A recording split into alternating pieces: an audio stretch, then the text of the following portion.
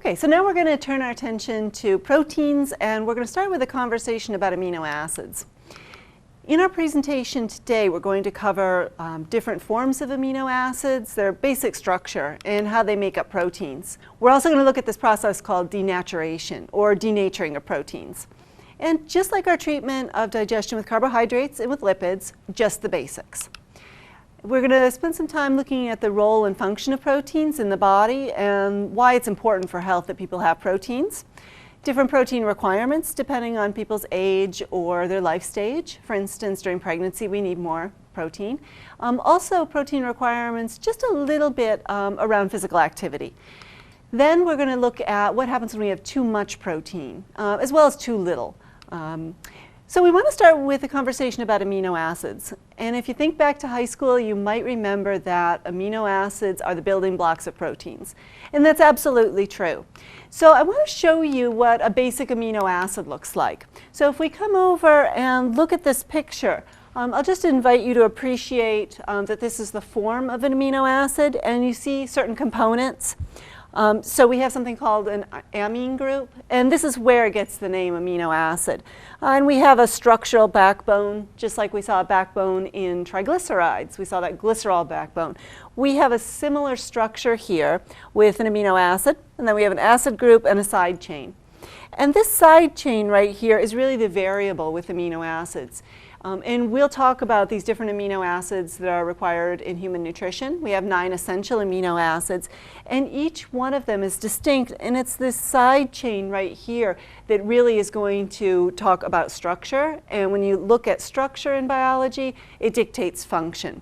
So I'm not going to expect you to draw an amino acid. That's not necessarily important. But we want to understand a little bit about its molecular makeup and then kind of spend some time looking at the biology of proteins. So when we have that amino acid structure, we're going to see that they connect together. So you have a whole bunch of amino acids strung together. And very often I like to think about these different molecules in nutrition as pearls or little beads. So you can see here we have a nice string of different amino acids, and they're all in this nice kind of linear formation. Each one of these you can think of as a bead or a pearl, and they come together as this nice elegant necklace. And it doesn't matter for our purposes what order they're in. Of course, in biology, that's a critical function or a critical importance for amino acid, what order they're in, especially when we start to look at genetics and things like this, because slight variations in the arrangement of those amino acids is going to dictate different kinds of activities in our body and things like that. So now within each one of those amino acids, they're hooked together, and you'll have 2 of them together, and that's a dipeptide, we call it. What holds those together is something called a peptide bond. So again, if I come back over and look at this nice pearl necklace, right here we have a peptide bond, and here's another one. Now it gets a little bit confusing sometimes to people because we talk about this as a peptide bond, but we can look at these 2 pearls or these 2 amino acids as a peptide. So a dipeptide, or 3 of them, there would be a tripeptide.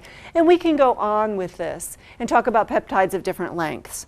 And again, this becomes important when we start to look at digestion, and we're breaking down these long strings of amino acids into their individual components.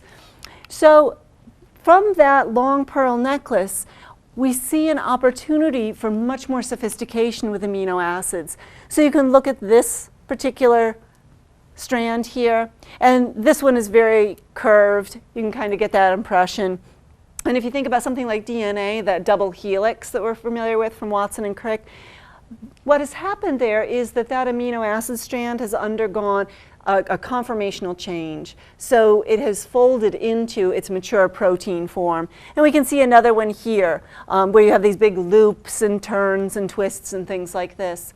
The way that a protein folds, or its shape when it's mature, or it's reached this final stage of development really, this particular form is a nod to that side chain.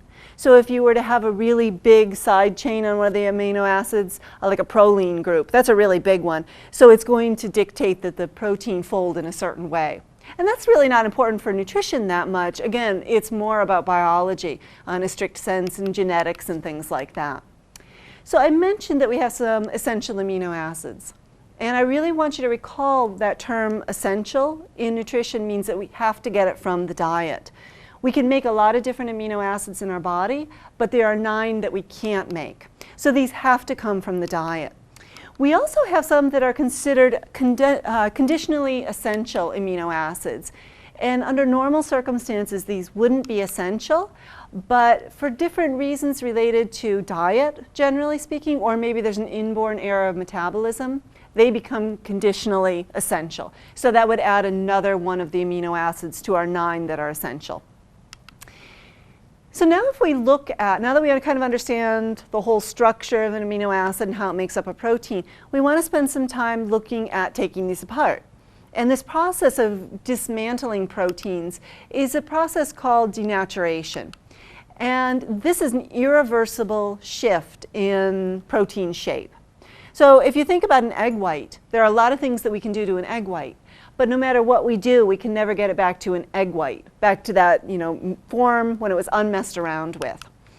So there are different ways we can do this. So we could certainly do it through heat. I could crack an egg and put it in the pan, and the egg white turns opaque and becomes very solid. But again, I can't unring that bell. I can't take it back to its unheated form. And you can do this also with acids. Maybe you can think about something like ceviche, if you've ever had that. So it's a raw fish or a seafood that's been poached in a different kind of an acid, generally a lime juice or lemon juice or something like that. And it denatures the proteins in there. So it turns that fish from being very translucent to being opaque. You can also do this with bases. This is a little less common in culinary traditions. You could do this with alcohol as well. So if you were to marinate a steak in beer or something like this, you'll notice that what happens is that the meat becomes much more tender. And this is really this breakdown of some of those fibers in the meat, the different kinds of protein fibers. And you can do it with heavy metals. And again, you wouldn't do that in your home kitchen. Silver nitrate is a good example where we would use a heavy metal. So this is really important for the digestion of foods. And if you're thinking ahead, maybe you've got an inkling of how this happens in the human body. And we use one of these processes, acids. So hydrochloric acid in the stomach does this process for us. Now, we kind of understand the whole goal of denaturing proteins to some extent. We're taking a long protein chain and we're going to break it down into amino acids. And from there, it's very easily for us to absorb them in our small intestines, and those amino acids can go all over the body and do the job that they're supposed to. So we're going to start in the mouth, of course. That's where, really the whole process begins. And there's not really a whole lot of digestion, of course, that takes place in the mouth, but the proteins are chewed and they're starting to be mixed with saliva and they're dismantled a little bit. So it's a chemical process. And of course, I could do this in a lab as well. So if I were to put a piece of tissue in a blender and puree it, it's very easily for me to extract different kinds of proteins from it. There really is not a significant change in the protein structure in the mouth. It's just more that we're starting to break down that large piece of protein into smaller pieces. And then in the stomach, this is where that hydrochloric acid comes in. I mentioned that acid is how humans are going to denature proteins. So there are particular cells in the lining of the stomach that are responsible for this. They're called parietal cells. And their job is to make the hydrochloric acid.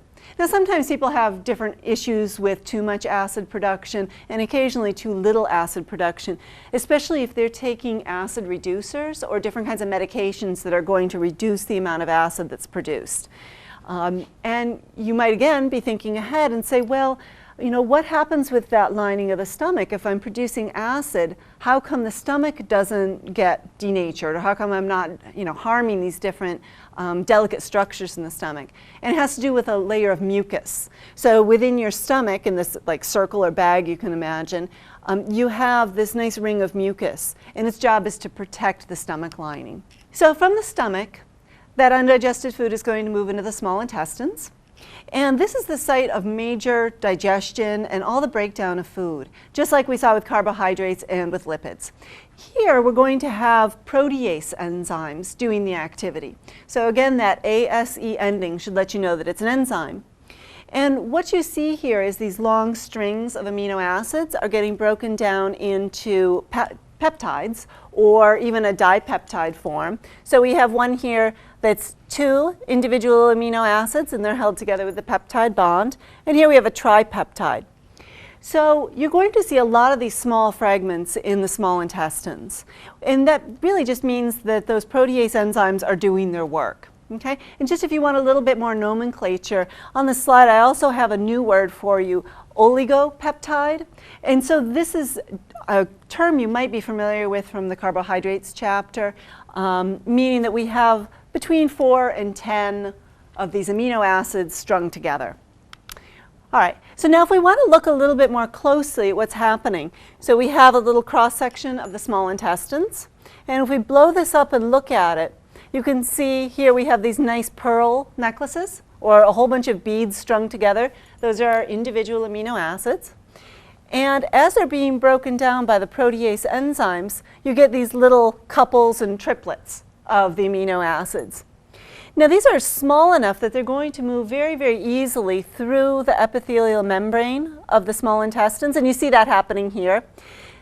One thing I just want to mention is you have those protease enzymes in the lumen of the small intestines, but you also have it here on this surface membrane of the epithelial layer. So these different products of digestion are going to move through those cells and right into the bloodstream. It's very, very easy then for your body to transport those individual amino acids around the body to the different cells that can use them.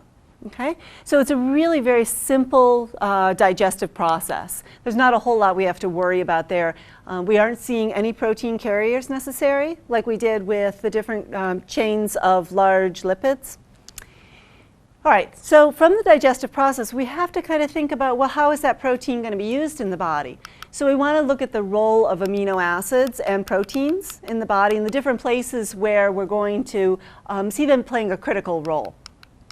So I want to just point out a few areas in particular. There are, of course, many, many more areas where protein is used, but especially when we look at a growing embryo or a fetus.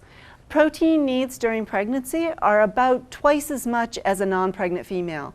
So she needs about 25 grams more protein because she's growing all the structures of pregnancy and fetal development.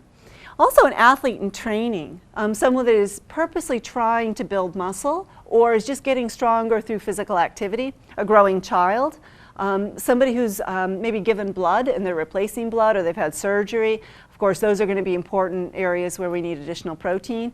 And then for new hair and nails. And sometimes with people who are coming into a clinical setting, one of the signs we would look at is the quality of their hair and their fingernails, and sometimes that can be an indicator of health. It doesn't always dictate that there's a protein issue. It can be many other things. But again, it's sometimes a good sign to look at. We see also protein has this maintenance role. So we're not only building new structures and expanding structures and strengthening them, but we're replacing worn out cells. And red blood cells are a really good example of that. They tend to live about 90 to 120 days, so it's a very predictable schedule of replacing these. We also see intestinal cells. So if you think about all of those cells that line the 30 feet of intestines, they have this critical job, and they're exposed to all kinds of waste products, carcinogens, and things your body doesn't want. So they do not live very long, 3 days or so, and it's good that we have that turnover because it really reduces our risk of cancer. Because if cells become damaged, that's where we can see them growing in inappropriate ways. And also skin cells. And this is something we see all the time, this constant replacement. So a few other areas where we may not be as familiar with the role of proteins. Enzymes, if you remember, enzymes are a protein molecule. And that is going to be kind of important. So keep that in mind when we start to talk about people that have too little protein. Also antibodies, cellular transport, moving things in and out of cells. Hormones are proteins as well. And then we also see some cellular activities. We call them cellular pumps. So a lot of people are familiar with the sodium-potassium pump, and that's a protein molecule. Also oxygen carriers. And maybe you're familiar with hemoglobin on red blood cells. The job of that hemoglobin is to be able to bind oxygen and carry it throughout the body. And so when people don't have enough protein, their ability to carry oxygen can be compromised. Then structurally in our body, there are a tremendous number of roles for protein. And probably a lot of these are very familiar to you. So structural things like tendons and ligaments. Also scar tissue, that's protein as well. Fibers of muscles, and so on. Bones and teeth. And you might not really think about bones as being high reservoirs of protein. We think of them as minerals, but you also have to have protein there. Hair and nails as well. So now we want to spend a little bit of time just kind of thinking about digestion. This is a question I often get, and people want to know which protein foods are most easily digested by your body. And sometimes this surprises folks. So we see that animal proteins, especially things like meat, are very easily digested. And they have a high digestibility score. So you see here 90% plus. I think poultry and beef are around 94%. And then as we progress through these other forms, so legumes, this would be beans and lentils and things like this, you see a reduction here. They're about 80 to 90% digested. Also grains and other kinds of plant foods, much less, around 70 to 90%. The real deciding factor here between these two groups, the legumes and the grains, is fiber. Because fiber kind of gets in the way. So in order for your body to actually get to the protein, it has to fight its way through the fiber. So that's why you can see a little bit of a drop down in that digestibility. Also, one thing I should mention about those animal proteins is that they're complete proteins, meaning that they have all of the essential amino acids that your body needs. So another word for that, when we look at animal proteins, are high quality proteins. So of those 9 essential amino acids for humans, a piece of steak or chicken or pork has all of them. And that can be really important when we start to kind of understand the rationale behind different kinds of dietary practices that people have. We also see people choosing to have meatless diets, where they're not consuming animal proteins. Maybe they're not having meat, or maybe they're not having eggs or fish or dairy products. So for those folks, they really have to have a good understanding of complementary proteins. The idea here is that most foods contain at least a little bit of protein and different levels of amino acids and different types of amino acids.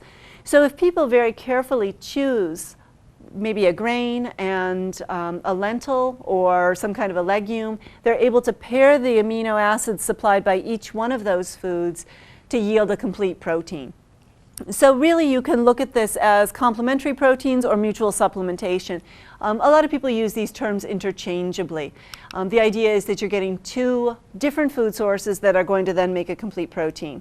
And if you think about a classic type of this complementary situation, it might be a peanut butter and jelly sandwich, because we have the proteins from the peanuts and then also the grain, the bread, and that's going to provide enough essential amino acids. There are other ones that you could also think of, so something like walnuts and pasta would also be a good choice that falls in there. Something like tomatoes and pasta, that's not a complete protein, because we find that those tomatoes don't provide the amino acids that are lacking in the pasta. So now when we look at protein requirements, and this is a really tricky area for a lot of people, and you see a lot of different recommendations about how much protein people need. People that are trying to grow muscle, maybe bodybuilders or athletes, we see them over-consuming protein to a significant extent, and it can cause problems. So we're going to look at what happens when people have too much protein. But I just want to talk to you a little bit about a baseline requirement for most adults around their protein needs. So the DRI, dietary reference intakes, are set for the average person. So someone that is pregnant, they have their own DRI. For a child, they have their own needs. So again, for our purposes right now, we're referring to an adult and what their protein needs are. So it depends on body size. There's really no significant difference between gender. There's no significant difference between age when we're talking about adults. So you could have someone that is 19 years old, or you could have someone that's 50, and the requirement is roughly the same. There's very little basis for a difference there. So for adults, we see that 0.8 grams of protein per kilogram of body weight per day is an appropriate recommendation. Now, most of us don't know our weight in kilograms. We aren't familiar or comfortable with the metric system. In healthcare, you really, really need to be very comfortable with metrics. The whole healthcare system runs on metrics. You will still see people referring to how much they weigh in pounds, but usually in charting, it's in metric. So to figure out your weight in kilograms, you take your body weight and divide it by 2.2, because for every kilogram, it contains 2.2 pounds. So again, our formula here is 0.8 or 0.8 of a gram of protein per kilogram of body weight. And we see in terms of dietary placement and what percentage protein should make up, it's about 10% of calories should be coming from protein. I want to just take a little step here and mention that there are people that consume drastically more protein. And in your textbook, and we'll talk about this when we talk about physical activity and specific nutrient recommendations, some of the protein recommendations can be double the average that we're seeing here. So instead of 0.8 grams per kilogram, we're seeing 1.6. Some people even recommend 2 grams of protein per kilogram of body weight. That's exceptionally high. For people that are consuming significantly more protein than the RDA, there doesn't seem to confer any advantage around muscle building.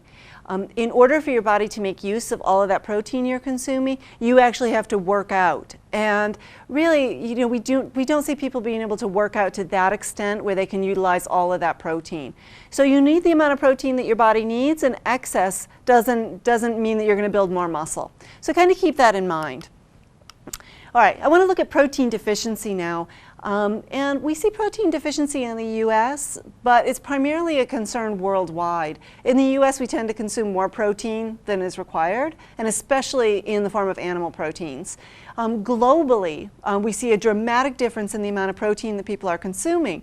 And at normal levels, so they're consuming about 0.6 to 0.8 grams of protein per kilogram of body weight. It's a completely healthy choice, no worries there. Our concern really is around people that are consuming less than that. And I just wanted to show you this graph because it shows you different causes of death worldwide. And so you'll see perinatal, so around the birth or within the first couple of weeks of birth, mortality, other, which can be all the things we haven't noticed here, pneumonia, diarrheal diseases, especially in young children, are a major killer, malaria, measles, and HIV/AIDS. When we look at all of these different causes of death, we see that undernutrition plays a significant risk. So 53% of the diseases that we see here are directly attributed to undernutrition. And it can, undernutrition, again, it's this umbrella term. So it can be undernutrition around protein, it could be around different kinds of micronutrients like vitamin A or iron or things like that. But in our context right now, we're going to focus on protein. So when we see too little protein, we have this term that really encompasses two different diseases there. It's called PEM, or protein energy malnutrition. And this is a widespread nutritional problem in the world. And again, this is an umbrella term, and underneath that we have a particular disease called marasmus malnutrition, and then one called kwashiorkor. And I'm going to tell you a little bit more about these because I think if you watch the news or you travel to other countries, you're likely to see these. And it's important to recognize them and understand what's happening in different populations. So when we look at protein energy malnutrition, again, this is going to encompass both marasmus and kwashiorkor malnutrition. We see about 500 million children facing chronic and severe starvation and hunger. This is really significant, and it comes down to the number of children that are dying per day as a result of this. So you see the statistic here that 33,000 children are dying each day. More recent statistics point to this being much higher, around 35 to up to 40,000 children dying per day. And if we were to figure this out, it's about one child every 5 seconds in the world. And there are particular areas, regions, or even countries where we see protein being a significant problem. And protein energy malnutrition is very prevalent in Africa and also Southeast Asia. I will mention that Central America has really done very, very well. And a lot of that is attributed to the work of someone called Nevin Scrimshaw, who actually died a few days ago. And his work looked at stunting in children. So children that didn't have enough protein, they were significantly shorter. And he was able to kind of find ways to change the food that they were getting and raise awareness around nutrition in places like Costa Rica and Nicaragua. We also see the Middle East and Southeast healthy stage I've already mentioned. Now I want to look at marasmus malnutrition. And you can see a little boy here. We have this child, and you just take a minute to really look at his appearance. He's very, very thin. You can see his ribs. His limbs are really just sticks. And if we could see a little bit better, the quality of the photo might be a little bit poor. But his face even, sometimes you see kind of sunken eyes. And the child looks very, very, very thin. Skin and bones really is often how people characterize this. And we see this happening quite often in young children. So between 6 months and 18 months, it's quite common. And the person, again, really is just skin and bones or a stick person. And they tend to look very old, like their skin looks old. And this is really a result of inadequate food intake. It has to do with inadequate energy. So this child is not getting enough calories, they're not getting enough vitamins or minerals, and not enough protein. So overall, this diet is lacking. It's completely insufficient. So we're seeing here just what we kind of think of as classic starvation. And the person becomes shriveled and lean all over. Now there are some different consequences to marasmus malnutrition. And with this we see that the organs in the body and structures become really compromised. Your body starts to eat itself, this catabolic process. Normally children are in this anabolic process. They're building protein, they're building structures. But when there's not enough protein to build all of these things that we've talked about, like tendons and bones and skin, the body really has to stop that growth process. And then also metabolism slows. So that child's body temperature is often very low. The body is basically shutting down. They're on reserves. And so they're going to stop any process that isn't absolutely essential. And there's very little fat on this child. So protecting the child from cold or extreme temperatures is really difficult. And often young children have difficulty regulating body temperature.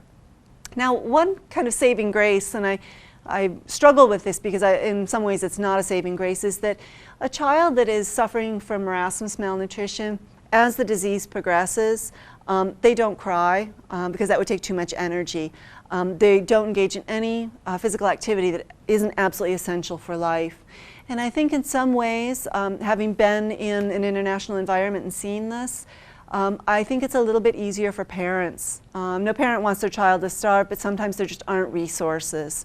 And so if you can put yourself in the place of some mother or father that's watching their child starve, and is powerless. You can imagine that it's just a very, very difficult process, and these children are very lethargic. They will just lay there all day. They will sleep 22, 23 hours a day. It's really quite tragic. So a few more consequences if the stuff we haven't talked about hadn't been enough. Again, growth is going to cease. The body, really is going to start at some point not only dismantling large muscle groups, things like leg muscles and arm muscles, but also catabolizing organs. And the heart is one that's very often compromised.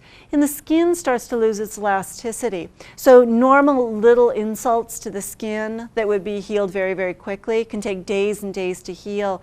And you see this increased risk of different kinds of infections. And so sores develop and things like this that are very, very difficult to heal. Now, if you think about the body, it's quite smart. And if there's no food coming in, your body says, well, I don't need digestive enzymes, because remember, those are made out of protein. So the body starts to stop production of all of those different kind of non-essential enzymes.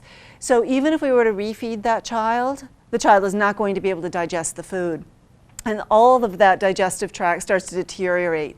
And if we were to give the child supplements of some kind, they would actually cause a lot more problems. It's something called refeeding syndrome. And it's actually something we've learned a lot about after World War II and the liberation of different kinds of concentration camps, and also looking a little bit at the progression of a disease called anorexia nervosa.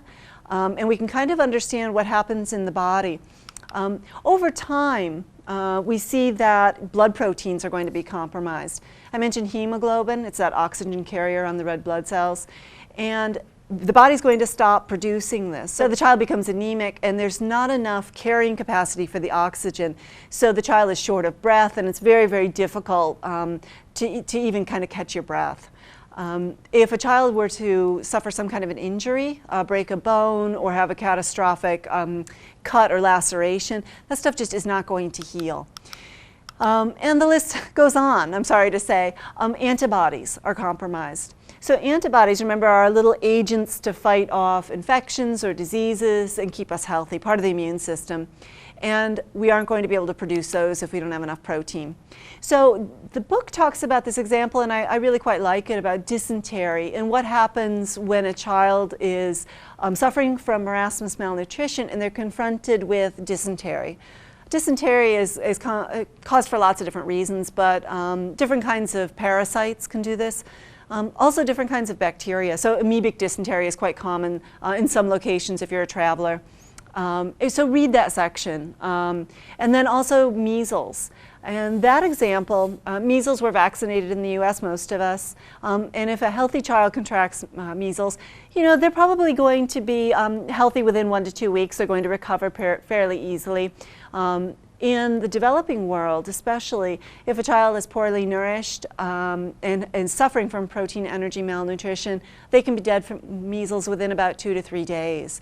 And we see measles being a worldwide killer, especially in populations where there's limited access to nutritious foods. So that's marasmus malnutrition, and keep in mind this is about not enough calories, inadequate vitamins and minerals, and not enough protein. So a very, very substandard diet. This is really different than something called kwashiorkor malnutrition. So I just want to take a little bit of a look here at how this presents itself in populations. So we can see this drawing here, and I'm going to come back to this and point out different features. But if you've traveled or you've watched TV or seen some of these programs from developing world countries, you might see a child that looks like this. And you can kind of see that she's got this belly here that's kind of pregnant. And you know, so it's a very, very different presentation than the marasmus malnutrition. And if we could see face there, it's a very different facial presentation too. What's happening in the case of kwashiorkor malnutrition is that the child is very often getting sufficient calories. So they're getting enough energy from the diet, but the diet is lacking in protein. So a kind of a traditional diet that we would see causing or increasing risk of kwashiorkor malnutrition might be a millet-based diet or a corn-based diet. And that's common in places in Central Africa. Or you could see it with a highly vegetable-based diet, maybe in Southeast Asia. So maybe there's rice and a whole bunch of different kinds of vegetables. That's a diet we see in places like Thailand or Cambodia or Vietnam. And there's not a significant source of protein. That's the real problem with that diet. So again, when we see the presentation, we looked at the child that had kind of this pregnant-looking belly. And this is edema. So this is fluid that's accumulated in this region. And the reason this happens, and I'll talk about it again in a minute, is that we don't have those different proteins that are going to enable fluid balance and allow fluid to stay compartmentalized in the body where it should. You can also see edema in the legs, so a little bit of a swelling here. Sometimes in the hands, but not as common. Generally, if people are going to suffer edema, it's in the feet and also in the belly. You can see some other kinds of changes as well. Fatty liver is often a significant change, and this has to do with the way that digestive processes are occurring with the lack of protein. And there are a few other things that we'll talk about as well. But the real defining characteristic is this large kind of edematous belly. Now, I will say that you can see this presentation in some populations that has nothing to do with kwashiorkor malnutrition. And you're going to be a little grossed out here, but it can have to do with parasites. So you can see children who have a very, very large belly. Sometimes, I mean, it's absolutely astounding how large this belly can get, and it's filled with parasites, different kinds of nematodes or intestinal worms.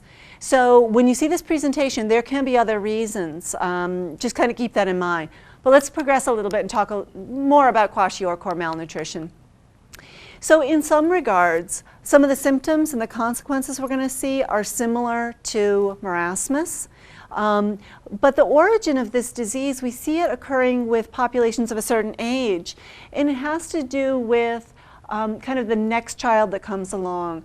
So the baby or the child is being fed breast milk, and then there's another baby, and that baby is going to get the breast milk. So the older child is put on some kind of a cereal diet. Again, millet and corn are very common, or rice, and it's devoid of protein.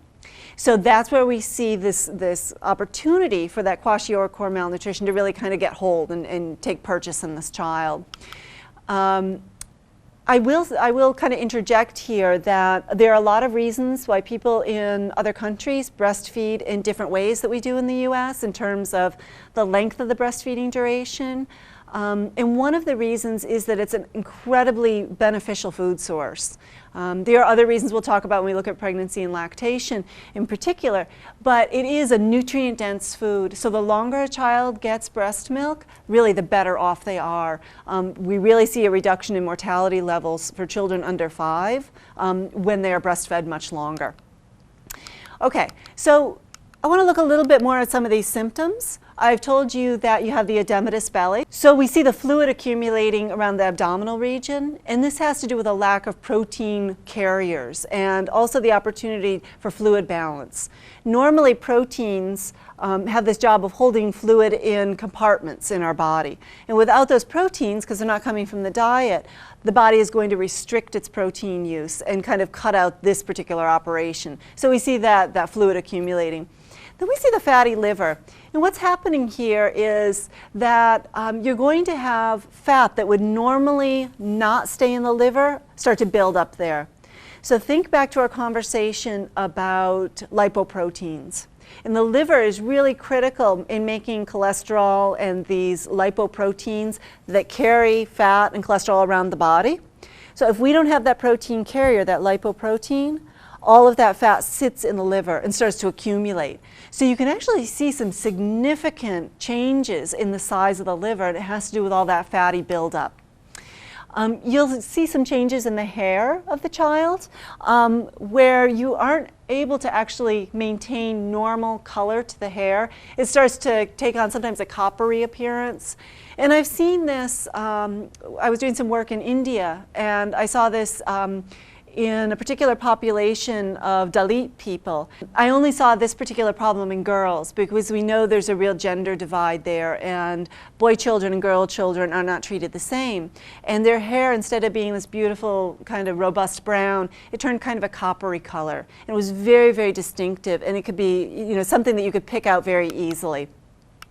Skin changes are also very common, and again, this is something I saw in this population quite often, is that the skin starts to take on kind of a scaly, patchy appearance, and the sores that these little kids got in the course of being normal little kids didn't heal, and they got infected, and the infections could be quite severe. And you also saw this sometimes in the adults as well, because they didn't have a lot of protein in the diet. It was a lot of rice. Now in the US, these protein energy malnutrition problems can also occur. We tend to think of them being as in the developing world, but keep in mind that really extremely low income populations can suffer from PEM, elderly folks, and sometimes this is about dentition or the quality of their teeth. So if their teeth aren't very good or they don't have dentures that fit well and chewing is painful, they can start to make different dietary choices and maybe restrict their protein intake. Homeless people and homeless children, of course, and people suffering from anorexia nervosa, and I mentioned this group earlier. Now, again, I'm going to ask you to keep in mind that anorexia nervosa is a psychological diagnosis. Anorexia, which is someone who's just not eating, is quite common in nutrition, and it happens for a variety of reasons. It could be somebody's on a medication that really diminishes their appetite and they're not hungry, or it gives them nausea. Maybe somebody undergoing cancer treatment. That's quite common for them to lose their appetite. So folks that are at risk for PEM, we can look at particular populations that we're concerned about. So people that are suffering from a wasting disease. So maybe you think of cancer or HIV/AIDS. These are two diseases where we're really intimately concerned. And then also folks who are addicted to different substances, drugs and alcohol. There's also a link there. And we see this opportunity that presents itself, this synergistic effect. So if someone is suffering from protein energy malnutrition and they have one of these wasting diseases or another disease, they tend to worsen each other. So we really want to kind of follow people and make sure that they're getting enough protein and enough food. So we've looked at all the problems that occur when we have too little protein in the diet. We talked about PEM as being this umbrella kind of name, and then we have marasmus and kwashiorkor. So what happens when we have too much protein? Well, it has no health benefit. We don't see people who consume more protein being healthier, and really kind of the opposite mechanism occurs, where all that extra protein, especially if it's a significant amount, tends to be really hard on organs, the heart, kidneys, and bones. And if you think about the types of proteins that we're consuming in the US, it doesn't tend to be legumes and grains. It's very often meat. And there's a lot of extra saturated fat there. So you also see increases in people's serum cholesterol level. So if you were to look at something like the Atkins diet, which people are consuming a lot of protein and fat and really, really limiting their intake of carbohydrates, grains, and fruits and vegetables and things like this, you actually can see over time, and the evidence literature shows this, an increase in serum cholesterol levels and an increased risk in heart disease. Also, that extra protein, if your body can't use it, it's extra energy that you don't need.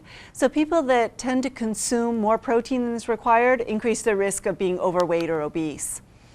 We've mentioned that these different kinds of proteins that Americans are choosing are really, really implicated with heart disease risk.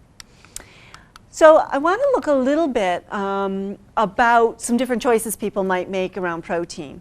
We know that protein is critical in nutrition. We want about 10% of your calories coming from protein. And there are advantages to animal proteins, and there are advantages to legumes or beans or vegetarian proteins. So we want to look first at the advantages from animal protein. Two of the ones that I'm most concerned with are B12 and iron. And B12 can be a struggle for people who are vegans. B12 is a vitamin that's only found in animal products. So it could be a piece of steak, it could be a glass of milk, it could be a piece of cheese or an egg. Okay, those are the only sources of B12.